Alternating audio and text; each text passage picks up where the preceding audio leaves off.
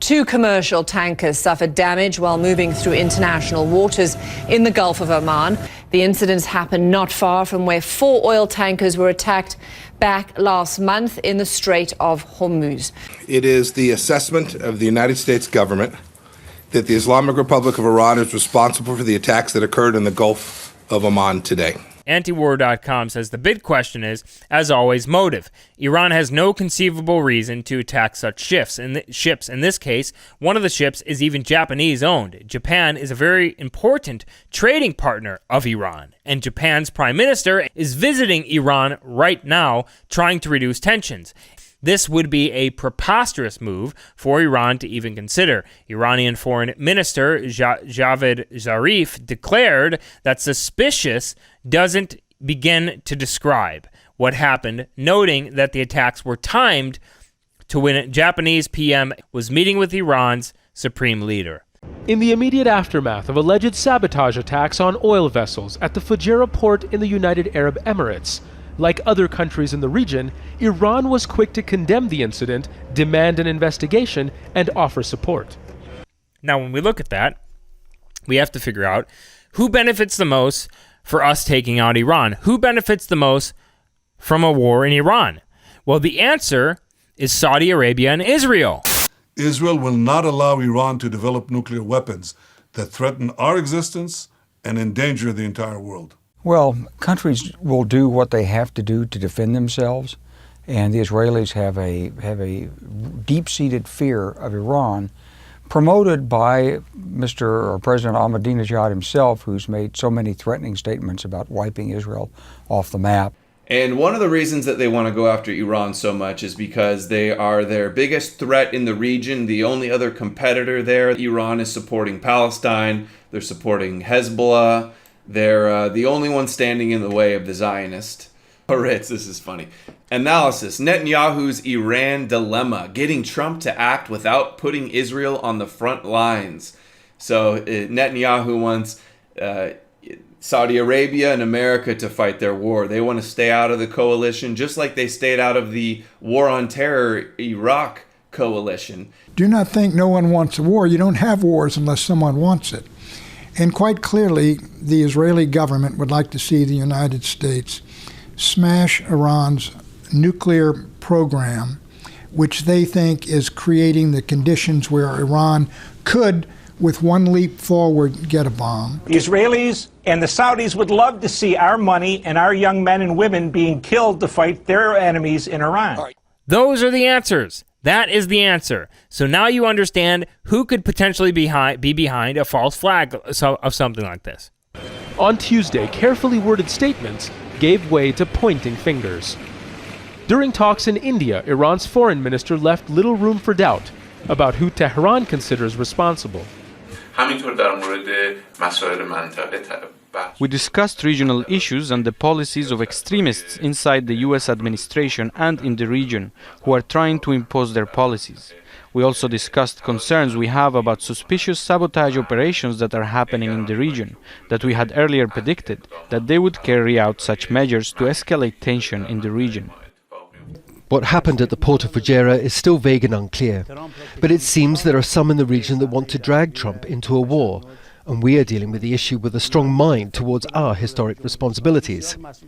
After a closed session of Parliament on Tuesday morning, another senior MP said Israel may also be behind the alleged attack, as a sort of false flag operation to turn up the heat on Iran. Given the track record the U.S. government has for telling lies in order to create pretext for war, there's no reason to accept U.S. claims as fact. In terms of how you think about problem sets, when I was a cadet, what's the cadet motto at West Point? You will not lie, cheat, or steal, or tolerate those who do. I was the CIA director. We lied, we cheated, we stole. It was like we had entire training courses. How certain are you that this is the IRGC? That's what that video is. This was taken from an American camera. This is the stuff. This is the real data. I was the CIA director. We lied, we cheated, we stole. I want to make the case for secrecy in government when it comes to the conduct of national security affairs, and possibly for deception where that's appropriate. You would lie in order to preserve the truth. If I had to say something I knew was false to protect American national security, I would do it. It's what they do. This is what Caitlin Johnstone just pointed out Bolton is famous for. Using the information and misrepresenting it to the people around him to accomplish what he wants. What Netanyahu clearly wants. Which is otherwise called lying, deceiving. But that's what these people do. I know Bolton from way back. At a distance, I've never met him personally. He's told lies about things where I knew the truth. So the things that usually come out of their mouths, it's very hard to believe. The reality is we can see that regardless of what's pushing it, the U.S. and Israel are aggressively trying to manufacture a war with Iran. For those that are taken aback by such a statement, that's not true, that can't be true. Well, they've openly said this on countless occasions, specifically Israel. I frankly think that crisis initiation is really tough. And it's very hard for me to see how the United States president can get us to war with Iran. Which leads me to conclude that if, in fact, compromise is not coming, that the traditional way of America gets to war is what would be best for U.S. interests. So if, in fact, the Iranians aren't going to compromise, it would be best if somebody else started the war. But I would just like to suggest that one can combine other means of pressure with sanctions. I mentioned that explosion on August 17th. We could step up the pressure. I mean, look, people, Iranian submarines periodically go down. Someday one of them might not come up. Who would know why? We can do a variety of things if we wish to increase the pressure. I'm not advocating that, but I'm just suggesting that this is not a either-or proposition of, it's just sanctions has to succeed or other things. We are in the game of using covert means against the Iranians. We could get nastier at that. That's a pretty aggressive call. I haven't heard anybody say that we should right now go in and bomb those camps. Can you imagine a scenario where President Bush would do that before the end of his term? Oh, I think so, definitely. In his latest piece, Preparing the Battlefield, Seymour Hersh says that after Iranian patrol boats had a confrontation with the American Navy last January, a meeting took place in the vice president's office. Quote, the subject was how to create a casus belli between Tehran and Washington. There was a dozen ideas proffered how to trigger a war. The one that interested me the most was, why don't we in our shipyard build 4 or 5 Iranian boats that look like Iranian PT boats, put Navy SEALs on them with a lot of arms, and the next time one of our boats goes through the Straits of Hormuz, start a shoot-up. Might cost some lives, and it was rejected because you can't have Americans killing Americans. But that's the level of stuff we were talking about. Is it high school? Yeah. Are we playing high school with 5,000 nuclear warheads in our arsenal? Yeah, we are. We're playing who's the first guy to run off the highway with us in Iraq. Last month, Iran's foreign minister told Face the Nation he thought President Trump was being pushed towards a conflict by his advisors and allies. I think the U.S. administration is putting things in place for accidents to happen. Who's doing that? My B team, Ambassador Bolton, 1B, Bibi Netanyahu, 2B, bin Zayed, 3B, bin Salman. These people want confrontation. And I believe it is important for the prudent people, for the grown-ups, to prevent confrontation. I think that's probably the most important problem that the team in Washington has created for Trump. There is no exit strategy. This maximum pressure policy that the United States has imposed on Iran is really a dead end.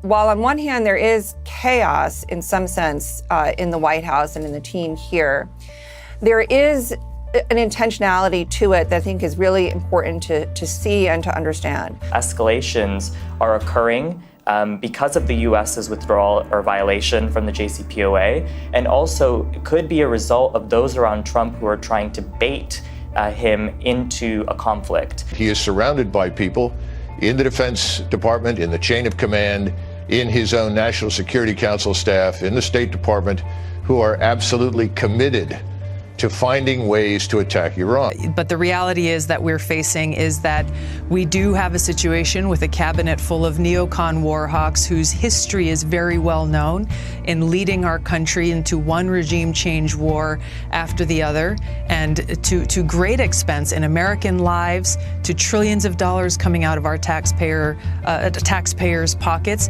as well as the lives and the suffering and the devastation of the people in the countries where we've waged these wars. I worry about provocations on the part of the United States against Iran, and I worry very much that this thing could flare up. You and I know that there are a lot of people who would welcome conflict with Iran. That's obvious. I think the president needs to watch carefully for the potential for something like the Gulf of Tonkin incident. Many of your viewers may not remember that. It never happened. And we could very well be treated to something like that in the Gulf. We should watch for that. Remember how we got into the Vietnam War through the Gulf of Tonkin resolution, and it turns out that the so-called attack in the Gulf of Tonkin did not actually take place. It was based on a series of lies. Renewed hostile actions against United States ships on the high seas in the Gulf of Tonkin have today required me to order the military forces of the United States to take action in reply. Why are we doing this, and what are the potential consequences of doing Well, I think the people that were behind this, that persuaded the president to take these actions, are hoping, frankly, that if you put large numbers of forces from the United States in close proximity to Iran in a small area like the Persian Gulf, the Gulf's only 220 miles wide, that something will happen, that something will go wrong. It sort of looks like a Gulf of Tonkin incident with missiles in the making. Even if they pretend to de-escalate and try to talk about it, they already have everything set in place for one accident. You could either put that in quotes or not. It could actually be an accident, or it could be an accident designed to trigger this whole thing, and then whatever they're trying to pretend to de-escalate no longer matters. And maybe that's the entire point.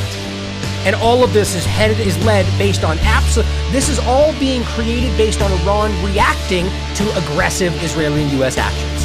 The neocons in the Trump administration and Saudi Arabia and Netanyahu have created a situation where it's going to be very difficult for President Trump to avoid a war with Iran. They have built all the building blocks, placed the dynamite, and lit the fuse. Iran is not Syria or Iraq. It's a big, rich, sophisticated country with an ancient culture and a cohesive population. In some ways, it's an impressive place. We could beat Iran, but it would not be easy. It would cost trillions of dollars. Many thousands of Americans likely would die. If they fire on the Islamic Republic of Iran, they will be opening the gates of hell. This is not Iraq in 2003. Iran is a vibrant, powerful country of nearly 80 million people, most of them young people, most of them united, and Iran is militarily strong in the way that Iraq was militarily weak. A war that would be far more devastating than anything that we saw in the war in Iraq. I served in Iraq in 2005 in a medical unit, and this was the height of the Iraq war. There were lots of American casualties almost every day, and I was confronted with that high, terrible human cost of war. A war with Iran would make that war with Iraq look like a picnic. A war in Iran would, in my view, be many times worse than the Iraqi war. U.S. military leaders have repeatedly told us if the United States were to attack Iran, Iran would respond with attacks on U.S. troops and allies around the world. It would lead to the further destabilization of that region in a way that is unimaginable and would result in wars that would go on year after year after year and likely cost trillions of dollars. And that's why we say, pull these airplanes away. Sail those aircraft carriers back away as far as possible from Iran's borders. This constant ratcheting up of war fever can only end in disaster for all of us. How about the United States be a leader in the world, work out differences and build relationships with negotiations and diplomacy and finding common interests and seeing how we can work together so that we can stop sending our men and women in uniform into harm's way, serving in missions that do not serve the interests of the American people, that make our country less safe and actually end up causing more harm and more damage to the people in the countries where we wage these wasteful regime change wars. I look forward to the day where we can actually help Iran. We're not looking to hurt Iran. President Trump says that he doesn't want war with Iran, but that's exactly what he wants, because that's exactly what Saudi Arabia, Netanyahu, Bolton, and other neocons and neolibs want. That's what he puts first, not America. I ask all of the folks who are watching this program to stand up and fight back on this issue. We must not, we cannot allow ourselves to be dragged into another terrible, terrible war, which in my view will impact not only our generation, but the generation that our children and grandchildren live in as well. No more war. No war in the Gulf. No war on Iran.